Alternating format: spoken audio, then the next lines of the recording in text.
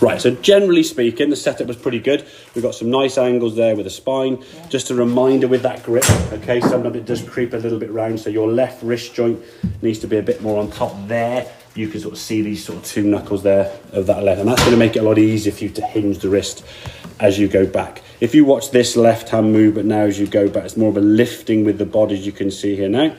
So your spine angle now has changed to say 1 o'clock, yeah?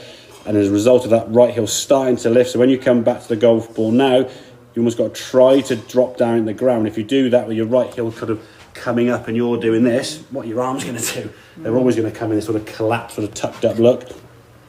As a result of that, now when you come to the golf ball, you see the golf club now not reaching the golf ball because everything's all tucked up and the ball's shooting off to the side. So this right hand one now, we're going to show the practice. This is the movement you've got to try and do. Now watch look at your right foot there. You see as you're lifting, that right hip now is going to go forward because of what that right foot is doing, okay? So that was the first one. Let me remind you about the right foot. That was a better one, you see. So you've maintained, you've probably gone up maybe like a little bit, which is going to be inevitable to start with, okay? Then you do it again. That was perfect, yeah? Okay. So you maintain the angle there. Again, the swing, I mean, that's a great position at the top of the backswing there now. So keep rehearsing that movement. There you go. Okay.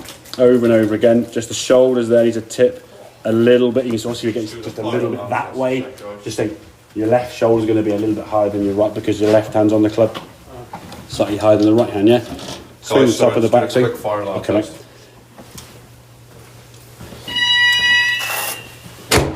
Top of the backswing there, good, and then through, and then we step the golf ball down. You'll find your right foot just does what it wants to do, okay? And obviously you moved away from that red line. The back of the middle part of your bat is on that red line. We'll see kind of where your spine ends up.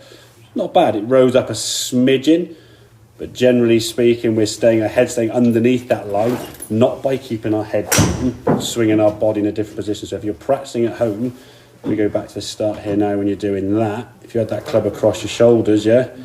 Maybe I should have those straight on, wouldn't it? Yeah? That'd be pointing to a golf ball or a spot that's about 3 feet, yard or so away from the ball there, okay? So you're getting that movement there, and then full swing now when the golf ball's in the way. Only I think about is just finishing the swing, as you said, in balance. And you can see if we just watch this swing in full speed, back and through, you're stable there. I did pick up the shot, unfortunately, we said, but at least when you finish this swing, you're in a pretty balanced position. Could that foot come a little bit more? Okay, could have done, but the shot was decent, and again, the move was nice. Okay, makes sense, yeah? Yeah, great.